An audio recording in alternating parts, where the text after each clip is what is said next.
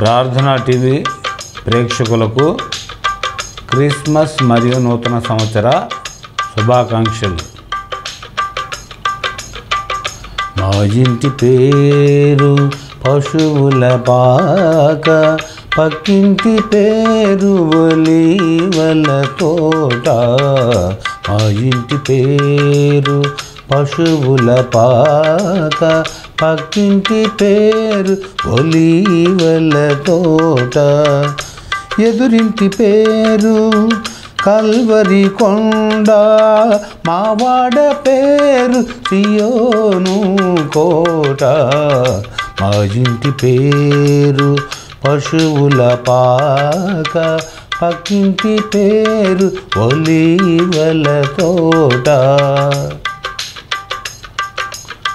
మా తండ్రి యేసు పశువుల పాకలో తనను తానుగా చూడు తగ్గించుకొనెను.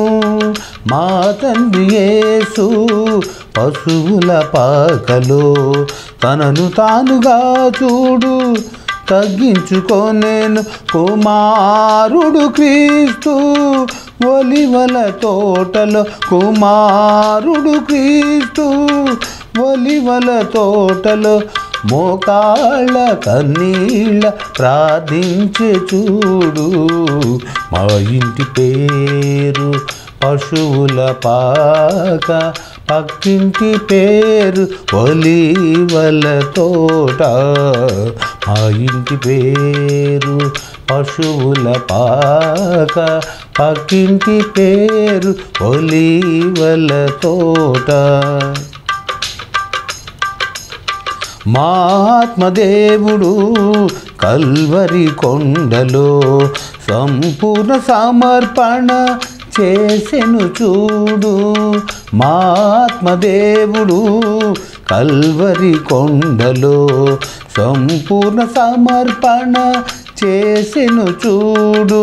తగ్గింపు ప్రార్థన సమర్పణలో, తగ్గింపు ప్రార్థన సమర్పణలో మార్గము సత్యము జీవము చూడు.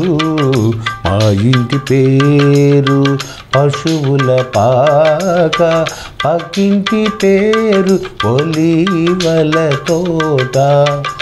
ఎదురింటి పేరు కల్వరి కొండ, మావాడ పేరు సియోను కోట. మా ఇంటి పేరు పశువుల పాక, పక్కింటి పేరు ఒలీవల తోట. మా ఇంటి పేరు పశువుల పాక, పక్కింటి పేరు ఒలీవల తోట. అందరికీ వందనాలు. దైవజనులు కందుల దేవధనమయ్య గారు ఇప్పుడు మనకి క్రిస్మస్ సందేశం అందిస్తారు. క్రీస్తునందు ప్రియమైన ప్రార్థనా టీవీ ప్రేక్షకులందరికీ, ప్రియ సహోదరి సహోదరులందరికీ క్రిస్మస్ శుభాకాంక్షలు తెలియజేస్తున్నాను. అడ్వాన్స్గా మరి నూతన సంవత్సర శుభాకాంక్షలు కూడా మీకు తెలియజేస్తున్నాను. బాగున్నారండి? ఈ క్రిస్మస్ దినాలలో మనకు చాలా ఆడాబుడిగా అటు ఇటు పిల్లలని కుటుంబం అని మరి ఎన్నో పనులతో కొంచెము ప్రభువు మీద దృష్టిని పక్కకు మళ్లించకుండా మరి ప్రభువుని కలిగి ఎక్కడికి వెళ్ళినా ప్రయాణం చేయండి. ప్రభు సమస్తము సమకూర్చి మనకు బ్లెస్సింగ్ ఆశీర్వాదం ఇస్తాడు. మన కుటుంబాలకు కొరత లేకుండా సమృద్ధిగా దేవుడు దీవిస్తాడు. అటు కృప మనందరికీ దేవుడు దయచేయనుగాక. ఇక వాక్యపు లోతునకు బయలుదేరదాం. పరిశుద్ధ గ్రంథములో నుంచి యోహాను గారు తన పత్రికలో రాస్తూ మొదటి మరి పత్రికలో 4వ అధ్యాయము 9వ వాక్యాన్ని మనం చదువుకుందాము. మనము ఆయన ద్వారా జీవించున్నట్లు దేవుడు తన అద్వితీయ కుమారుని లోకములోనికి పంపెను. ప్రార్థన చేసుకుందాం. మహాగణుడైన తండ్రి, పరిశుద్ధుడా స్తోత్రములు. మా మంచి బోధకుడవై మాకు బోధించండి. పరిశుద్ధాత్ముడా, కొంత సమయము మాతో మీరు ఉండి మీరు మాట్లాడండి. మీ మెల్లని స్వరము మాకు వినిపించమని మా అందరికీ వినగల చెవి, గ్రహించగల హృదయము మాకు అవసరం. అట్టి హృదయము, అట్టి చెవిని మాకు దయచేసి నీ వాక్యమును ప్రజ్వలింపొచ్చాయమని యేసు నామములో ప్రార్థన చేస్తున్నాను తండ్రి. ఆమేన్, ఆమేన్. మరొకసారి మీ అందరికీ వందనాలు. ఇక లోతునకు బయలుదేరుదాం. ఇక్కడ మన ప్రభు శిష్యుడు, ఆయన అపోస్తలుడు, ఆయన జబదయ్య కుమారుడు. ఈ యోహాను గారు గొప్ప ప్రసంగికుడు, గొప్ప రచయిత. భూత భవిష్యత్ కాలములలో జరిగేవి, జరగబోయి మొత్తము ఆయన మరి కనుగొని ప్రభు దగ్గర నేర్చుకొని సూచి విన్న వాటిని గూర్చి, కన్న వాటిని గూర్చి మరి ఆయన ఈ యొక్క పత్రిక కానీ, సువార్తలో కానీ, ప్రకటన గ్రంథంలో కానీ గొప్ప విషయములు, మర్మములను తెలియపరిచిన వ్యక్తి. ఆయన క్రిస్మస్ సందేశము ఇక్కడ పొందుపరుస్తూ ఏమంటున్నాడంటే, మనము ఆయన ద్వారా జీవించున్నట్లు దేవుడు తన అద్వితీయ అంటే ఏకైక కుమారుడు, ఒకే కుమారుణ్ణి లోకములోనికి పంపాను. చూసారా, ఈ భూలోకాన్ని దేవుడు ఎంతగా ప్రేమించాడో. తన అద్వితీయ కుమారుణ్ణి లోకములోనికి పంపించేంత ప్రేమ మన దేవుని ప్రేమ. అది ఆ ప్రేమను వివరించలేము, వర్ణనాతీతము మన ఆ ప్రేమ, అగాధ ప్రేమ. మనల్ని ఎంతగా ప్రేమించాడంటే ఆయన జీవాత్మ మనలో ఉంది కనుక ఆయన అంతగా ప్రేమిస్తాడు మనల్ని. అయితే ప్రియ దేవుని బిడ్డలారా, మా 10వ వాక్యం కూడా మనం చదువుకుంటే, మనము దేవుని ప్రేమించితిమని కాదు, తానే మనలను ప్రేమించి, చూసారా, తానే మనలను ప్రేమించి మన పాపములకు ప్రాయచిత్తమై ఉండుటకు తన కుమారుణ్ణి పంపాను. ఇది క్రిస్మస్.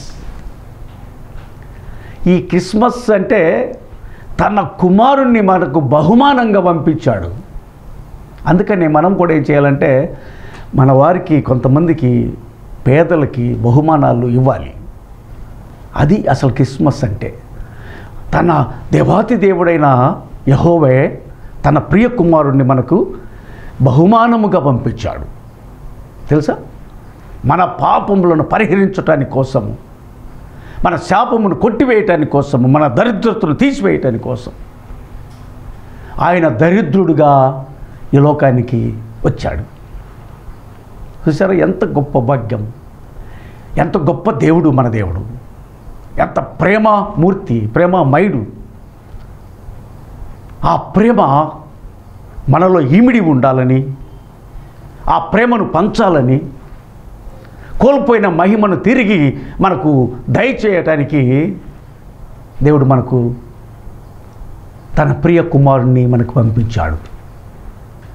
ఎలా కోల్పోయారు మహిమ అంటే, మనము ఆదికాండములోకి వెళ్ళాలి. ఆదికాండమందు మరి తన స్వహస్తములతో నిర్మించుకున్న తన కుమారుడైనటువంటి ఆదాము, మరి ఆయన ఆజ్ఞను అతిక్రమించి, ఆజ్ఞ అతిక్రమమే పాపం. ఆ దేవుడు ఆజ్ఞాపించాడు కదండి, మనందరికీ తెలుసు. మంచి చెడ్డలను తెలివి వృక్ష ఫలములను మీరు తినకూడదు, తినుదినమున మీరు నిశ్చయముగా చచ్చెదరు. అది నరుడికి అనే ఆదాముకి దేవుడు ఆజ్ఞాపించాడు. ఈ తోట ఎక్కడైనా ఫలములు భుజించండి, కానీ తోట మధ్యలో ఉన్న వృక్ష ఫలమును మీరు ముట్టకూడదు, తినకూడదు, తినదినమున మీరు చనిపోతారు. ఆదామునైతే మరి ఆయన స్వహస్తములతో నిర్మించుకున్నాడు. నేల మట్టి, జిగట మట్టిని తీసి దేవుని స్వరూపాన్ని మానవుడు మరి మొట్టమొదటి ఆదాముకి దేవుని స్వరూపాన్ని నిర్మించాడు, ఆయన పోలికగా నిర్మించాడు. ఆయన జీవాత్మను ఆ యొక్క మట్టి బొమ్మలో ఊదినప్పుడు నరుడు జీవాత్మ ఆయన. ఇవన్నీ మనకు తెలుసు.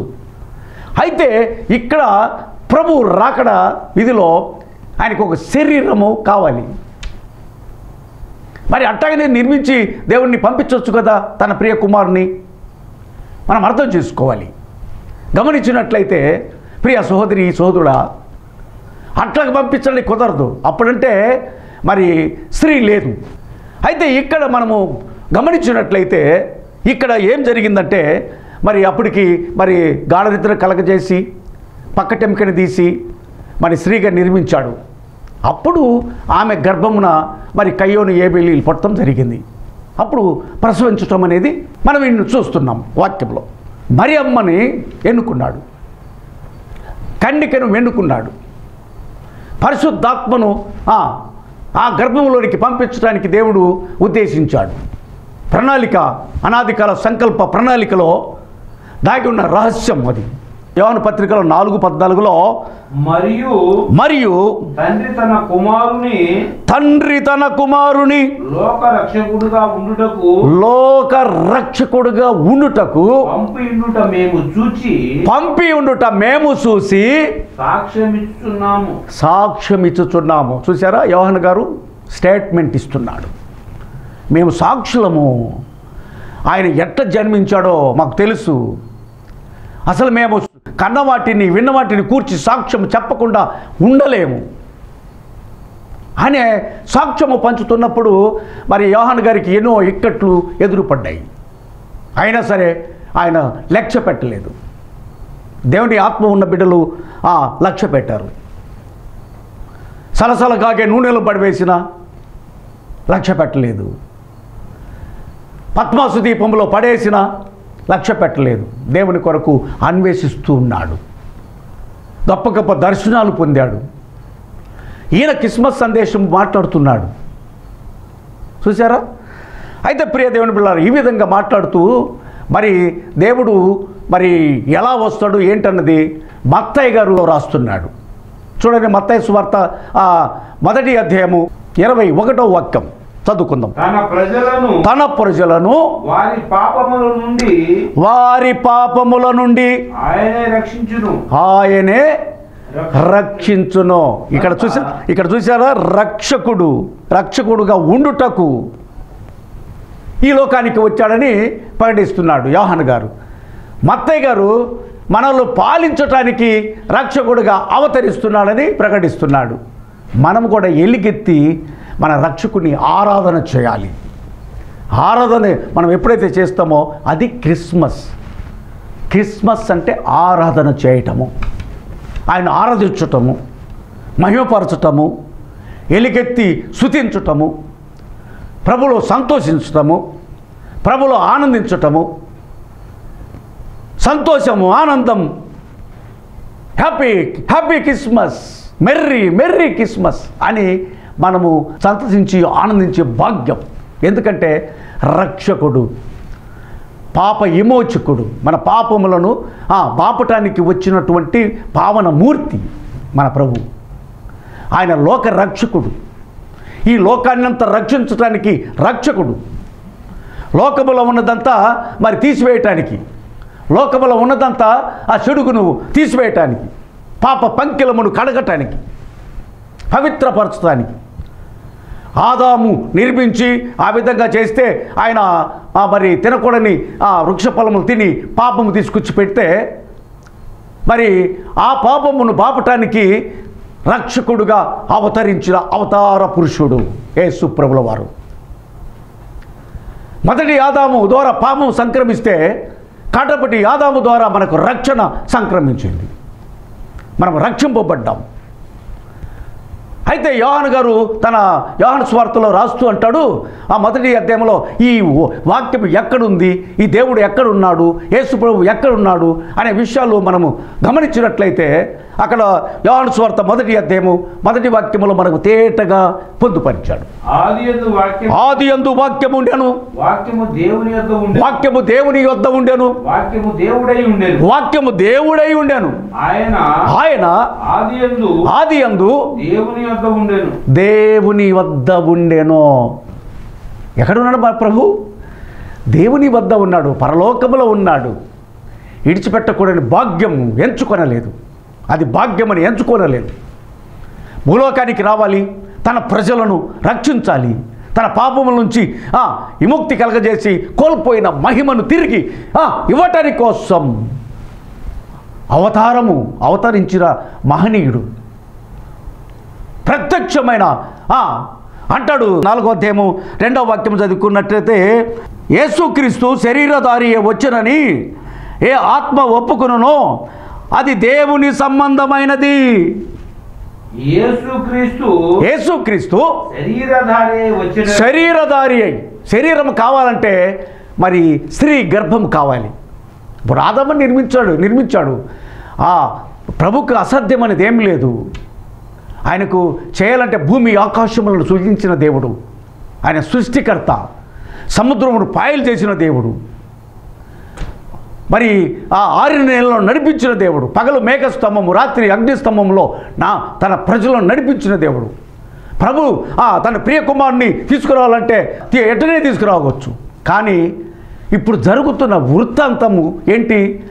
ఒక స్త్రీ పురుషులు కలయికతో గర్భం ధరించాలి, ఆ శిశువుగా ఆ పిండము ఉత్పత్తి చేయాలి, ఆ గర్భంలో పిండము ఉత్పత్తి చేయాలి, శరీర ఆకారం రావాలి. ఆ ఆకారము ద్వారా బయటకు వస్తే ప్రజలు పసిబాలుడు అంటారు, పెద్ద అయినాక ఒక యవనస్తుడు అంటాడు, వృద్ధభ్యంలో వృద్ధుడు అంటారు. ఈ ప్రాసెస్ ఉంది కాబట్టి, దేవుడు ఏర్పాటు చేశాడు కాబట్టి, అందుకని మరియా గర్భమును ఎన్నుకున్నాడు దేవుడు. ప్రైజ్ లార్డ్, దేవునికి స్తోత్రం కలుగునుగాక. ఆ గర్భాన్ని ఎందుకు ఎన్నుకున్నాడు? ఎట్లా ఏంటి అసలు? ఎట్లా గర్భములో ఎలాగా? పరిశుద్ధాత్మ ద్వారా. అమ్మా, నీవు పరిశుద్ధాత్మ ద్వారా గర్భము ధరిస్తావు. సృష్టిని కలగజేసిన దేవుడు, అది పెద్ద ఇంత గొప్ప కార్యం. అది కన్య గర్భంలో పరిశుద్ధాత్మ ద్వారా గర్భము దాల్చి కుమారుని పుట్టించడానికి చాలామందికి ఈ దినాలలో తెలియట్లేదు. పరిశుద్ధాత్మ దేవుడు వారిలో ప్రజ్వలింపబడతలేదు. పరిశుద్ధాత్మ ద్వారా తెలుసుబడే రహస్య సత్యములు, మర్మములు ఇవి. గనుక నా ప్రియ సంగమా, నా ప్రియ సోదరుడా, క్రిస్మస్ అంటే మామూలు కాదు. క్రిస్మస్ అంటే క్రీస్తు జననం. క్రీస్తు జననము క్రీస్తుకు పూర్వం, క్రీస్తు శకం ఉద్భవించాలా. ఈ భూలోకంలో ఎక్కడ చూసినా క్రీస్తుకు పూర్వం, క్రీస్తు శకం, క్రీస్తుకు పూర్వం. నువ్వు ఎక్కడ చూసుకో, ఏమన్నా చేసుకో, ఇక ఎవరి ఇది లేదు. యుగ పురుషుడు ఆయన పుట్టడానికి తన దేవుడే, దేవాతి దేవుడైన యెహోవా మన తండ్రి తన ప్రియ కుమారుని, అద్వితీయ దేవుణ్ణి మన కోసము పంపించాడు.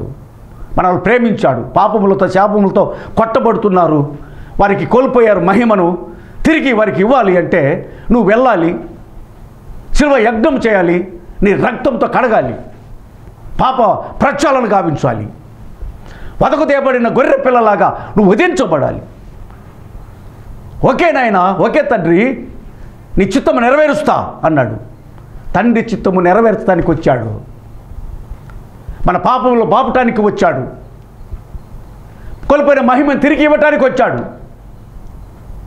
గమనించావా సిస్టర్, నా ప్రియ సోదరుడా? ఎప్పుడైనా మన హృదయంలో ప్రజ్వలింపబడుతున్నాడు, వెలుగై ఉన్నాడు దేవుడు.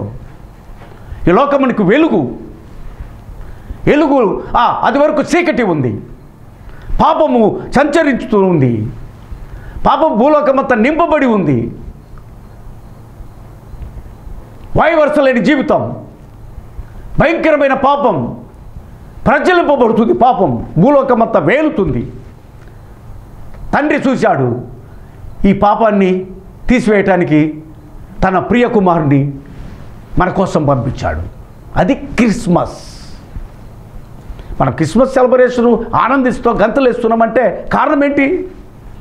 మన పాపముల కోసము ఆయన యజ్ఞ బలి పశువుగా వధించబడటానికి వచ్చాడు. శరీరాకారంగా మన శరీరము దాల్చుకొని.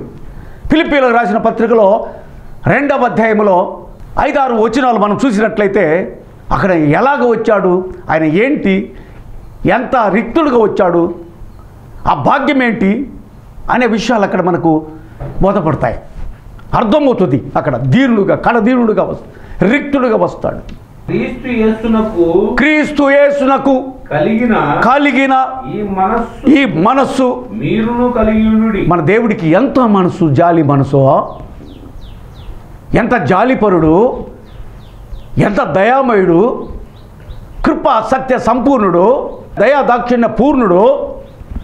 ఆయన చూడండి ఎలాగో ఆయన క్రీస్తు యేసునకు కలిగిన మనసు మీరును కలిగి ఉండమంటాడు పౌలు గారు ఫిలిప్పీ సంఘానికి రాస్తూ. ఆయన దేవుని స్వరూపము కలిగిన వాడై ఉండి దేవునితో సమానముగా ఉండుట విడిచిపెట్టకూడని భాగ్యమని ఎంచుకొనలేదు గాని మనుషుల పోలిక. అది దానికోసం కన్యమరియ గర్భాన్ని ఏర్పాటు చేసుకున్నది. మన మనుషుల పోలిక రావాలంటే మనం ఎలా పుడుతున్నాము? ఒక తల్లి గర్భములో నుంచే పుడుతున్నాం మనం. Same ditto. ఆదామునైతే నిర్మించాడు, ఆయన నిర్మాణకుడు, పరమకుమారి, ఏదైనా చేయగలడు. సృష్టిని కలగజేశాడు వాక్కు చేత. ఎర్ర సముద్రం పాయలు చేశాడు. అంత గొప్ప దేవుడు. సూర్య చంద్ర నక్షత్రాదులను కలగజేసిన దేవుడు. ఆకాశము భూమిని ఏర్పరిచిన దేవుడు. జలచరములను సృజించిన దేవుడు. అంత గొప్ప దేవుడు మరి శరీరధారిగా రావటానికి మరి ప్రవచనాలు 400 సంవత్సరాల క్రితము ప్రవచనం యెషయా గారు ప్రవచనం చెప్తుంటాడు. ప్రవచనము ఏమన్నా తెలుసా? యెషయా గ్రంథం 7వ అధ్యాయం 14వ వాక్యం ప్రవచనం 400 సంవత్సరాల క్రితము ప్రవచనం ఇదే. కాబట్టి ప్రభువు తానే ఒక సూచక క్రియ మీకు చూపును, మనకు చూపును, ఆలకించుడి. కన్యక గర్భవతి అయి కుమారుని కని అతనికి చూసారా, ఇమ్మానుయేలు. కన్యక గర్భవతి అయి ప్రవచనం 400 సంవత్సరాల క్రితము ప్రవచనము. యెషయా మహా ప్రవక్త ఆయన మాట్లాడుతూ ప్రవచిస్తున్నాడు అన్నమాట. ఇట్లా కన్యక గర్భవతి అవుతుంది, కుమారుడు జన్మిస్తాడు, ఆయనే లోకరక్షకుడని, ఇమ్మానుయేలని, మనకు తోడై ఉన్న దేవుడని. కనుక ప్రియ సంగమా, ఇక్కడ మనము చూసినట్లయితే మరి ఆ కన్యక గర్భవతి అవ్వటము, మరి దేవదూత గాబ్రియల్ తెలియజేయటము, మరి ఆ యేసేపు రహస్యంగా ఆమెను నెల ఉద్దేశించటము, మళ్ళీ స్వప్నమందు గాబ్రియల్ దూత మరి యేసేపుకు తెలియపరచటము, ఇవన్నీ మనం గమనించినట్లయితే గాబ్రియల్ దూత దేవాతి దేవుడు, గాబ్రియల్ దూత, కన్యమరియ, యేసేపు, అలాగనే గొల్లలు, జ్ఞానులు, సర్వలోక సైన్య సమూహం. చూసారా ఎంత గొప్ప ప్రణాళిక, మనకు రక్షించడానికి ఎంత గొప్ప ప్రణాళిక. వీటినన్నిటి గమనించాలా నా ప్రియ సహోదరుడా, ఎన్ని గ్రహించాలా. వాక్యములను చదువుకుంటూ పోతే కాదు, ధ్యానం చేయాలి. పరిశుద్ధాత్మ దేవుడు మనతో నేర్పించాలి మనకు. మరి లూకా గారు మరి సువార్తలో ఆయన చెప్తున్నాడు, ఏమన్నాడు తెలుసా?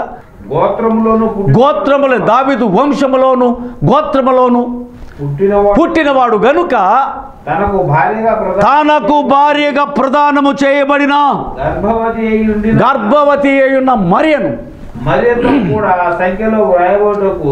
మరియతో కూడా సంఖ్యలో రాయబడుటకు గలిలయలోని నాజరేతు నుండి చూసారా ఎక్కడి నుంచి బయలుదేరారు?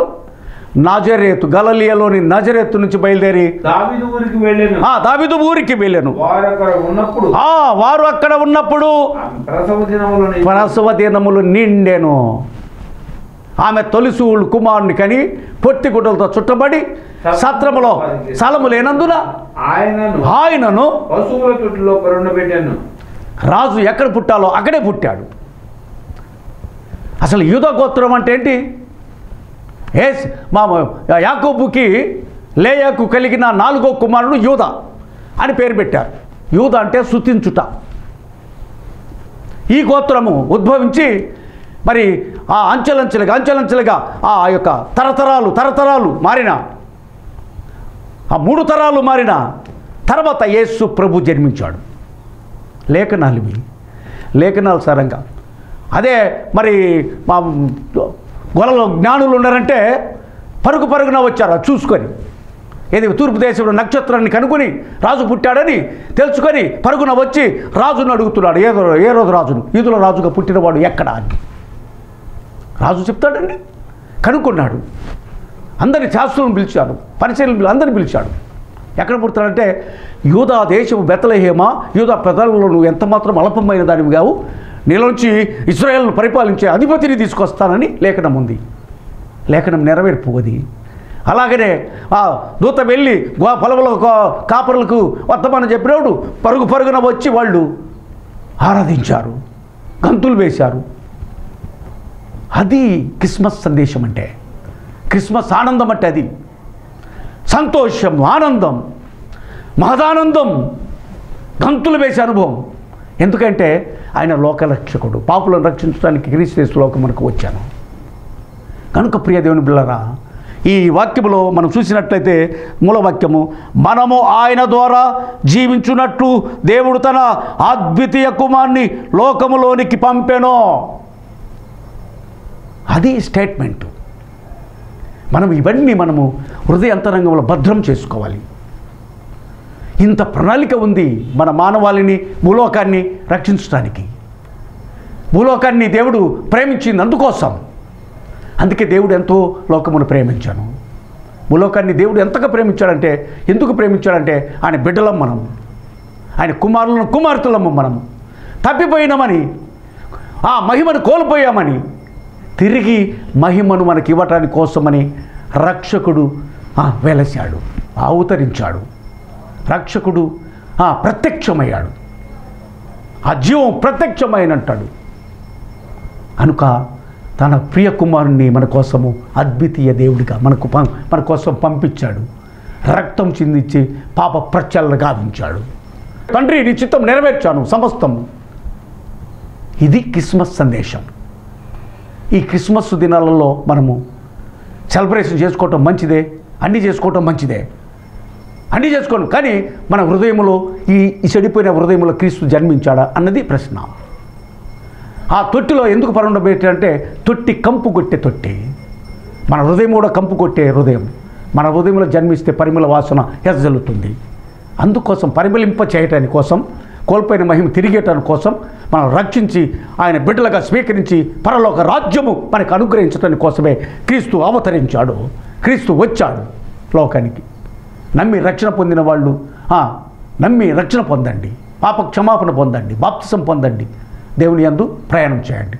ఈ క్రిస్మస్ సందర్భంగా సందేశాన్ని విన్న ప్రతి హృదయము దేవుడి కొరకు పరిమళించాలని, దేవుళ్ళు ఆనందించాలని, దేవుళ్ళు సంతోషించాలని, happy happy Christmas, merry merry Christmas అని గంతులు వేయాలని కోరుతూ క్రిస్మస్ సెలబ్రేషన్లో ప్రభువు అందరికీ అన్ని కుటుంబాలను దీవించి ఆశీర్వించాలని కోరుతూ ఈ మాటలు నేను ముగించేస్తున్నాను.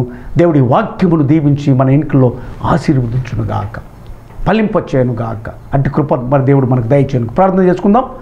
దయచేసి తలవంచండి, కన్నులు మూయండి. ప్రార్థన. మహాగణుడవైన పరిశుద్ధుడవైన తండ్రి, మమ్మల్ని మిక్కిలిగా ప్రేమిస్తున్న దేవ, మా కొరకు మీరు ఇంత సిద్ధం చేసిన ప్రణాళికై నేను స్తుతిస్తున్నాను ప్రభు. మమ్మల్ని ఇట్టి రీతిగా రక్షణ ప్రణాళికలు నిలిపినందుకు కృతజ్ఞతలు నాయన. మీ రాజ్యానికి వారసులను చేసినందుకు కృతజ్ఞతలు. కోల్పోయిన మహిమ తిరిగి మాకు ఇచ్చినందుకు కృతజ్ఞతలు. ప్రతి కుటుంబం, ప్రతి బిడ్డ సంతోషం, ఆనందం వ్యక్తం చేస్తూ నీ సెలబ్రేషను, నీ జన్మదిన సెలబ్రేషన్ చేసుకోవటానికి, క్రిస్మస్ సెలబ్రేషన్లో ఆనందించడానికి, ఎవరి కొరతలు లేకుండా తీర్చమని, బ్లెస్ చేసి ఆశీర్వదించమని, ప్రతి కుటుంబం ప్రతి బిడ్డను నాయన దీవించమని యేసు నామములో ప్రార్థన చేస్తున్న తండ్రి. ఆమేన్, ఆమేన్. మన తండ్రి అయిన దేవుని నుండి, కుమారునైన యేసుక్రీస్తు ప్రభుల వారి నుండి, పరిశుద్ధాత్మ దేవుని అన్యోన్య సహవాసము సన్నిధి మనకును సకల పరిశుద్ధులకును సదాకాలము తోడై ఉండునుగాక. ఆమేన్, ఆమేన్, ఆమేన్. గాడ్ బ్లెస్ యు అండి. మీ అందరికీ వందనాలు.